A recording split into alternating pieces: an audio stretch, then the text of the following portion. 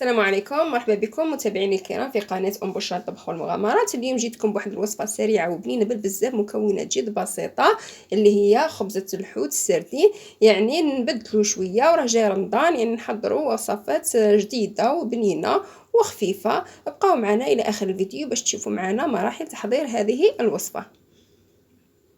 متابعيني الكرام، كما قلت لكم راح نحضروا يعني وجبه سريعه وبنينه بالبزاف ومفيده صحيا، ونحضروا يعني وجبات رمضان ان شاء الله راه جاي اللي قلنا وجبات هكا خفيفه وبنينه.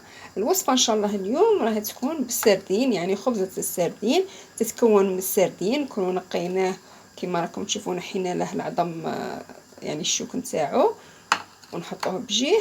عندنا المعدنوس، عندنا البطاطا بعد ما تنقيها وتفيضيها دوك نشوفوا كيفاش راح نخدموها، وشويه تاع الثوم، وعندنا فخوماج غابي، وعندنا لي زيبيس. هذا مكان هذا واش راح نحتاجو في هذه الوصفه. بقاو معنا باش تشوفوا المراحل تحضير هذه الوصفه السريعه والبنينه بالبزاف. اول حاجه يعني بعد ما حضرنا هذه المكونات نروحوا نطحنوا هذيك البطاطا، نرجعوها يعني مطحونه، ونكملوا كيفاش نحضروها. بعد ما تكوني كرفشتيها مليح هكذا، يعني نطحنوها مليح هكذا. دوكا نروحو نضيفو باقي المكونات.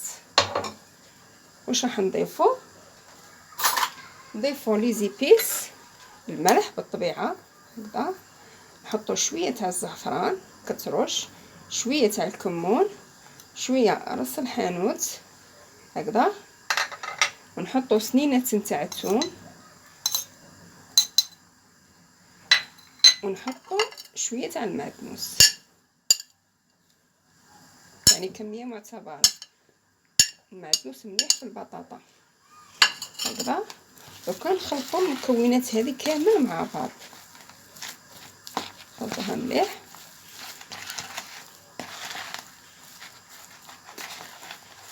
يعني وصفه ستكوني بنينه بالبزاف، وموال ما سيدنا رمضان راه جاي، يعني وصفات مليحه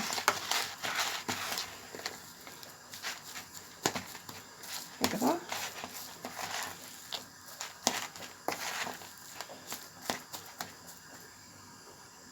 بعد ما تكوني خلطتي مليح هذوك لي زيبيس في البطاطا نتاعك، تاخذ هذا اللون يعني الزعفران تدخل فيها مليح، نخليوها بجيه. نجيو للحوت نتاعنا ثاني هو نتبلوه، نحطوا الملح، نحطوا نفس التوابل اللي حطيناهم في البطاطا هكذا، ونحركوهم باش ياخذوا نفس اللون ثاني هما.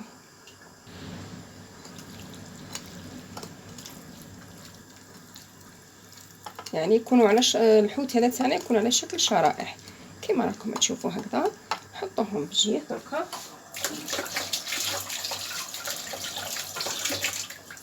عفوا، دركا نروحوا للمرحله الاخيره، هي مرحله كيفاش نطهيوه.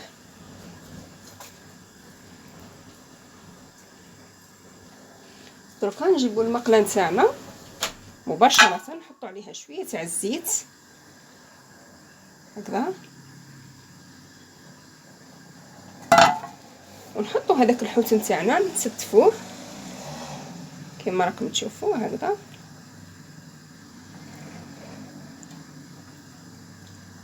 ديروا على شكل دائره.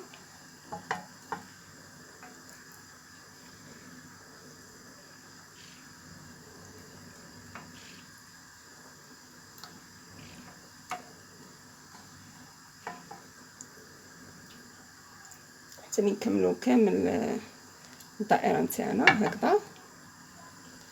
انت على حسب الكميه تاع الحوت، انا درت شويه برك ما كثرتش، يعني يكون عندك كميه كبيره تنجمي تعمري المقله تاعك كامل. ودركا راح نحط البطاطا هذه، نحط طبقه تاع البطاطا فوق هذوما الحوتات هذو.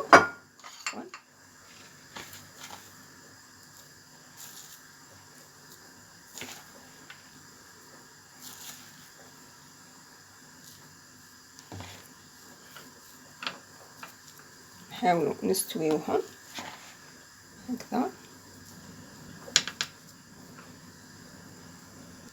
هكذا، تحطي هكذا دوكا راح نرابو شويه تاع الفرomاج بالفوق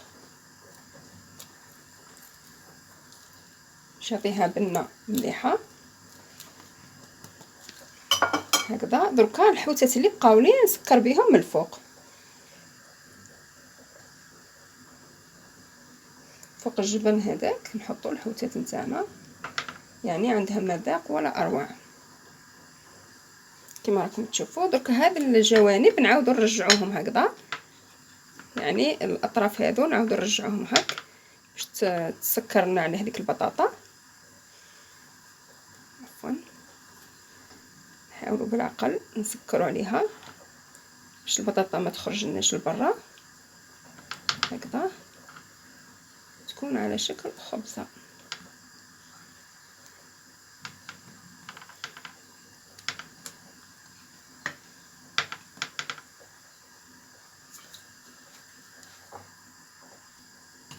كما راكم تشوفوا متابعيني الكرام، يعني انت حاولي تسكري على البطاطا كامل، انا ما عنديش الحوت بزاف ما كثرش، يعني انت حاولي تسكري عليها بالبيان. ودرك نحطوها ديريكتومون نطيبوها على الغاز، نطيبوها على الجهه ونسكروا عليها بالبلاعه من الفوق، ونعاودوا نطيبوها على الجهه الثانيه وتخرج لك بنينه ما شاء الله. بقاي معنا باش تشوفي النتيجه.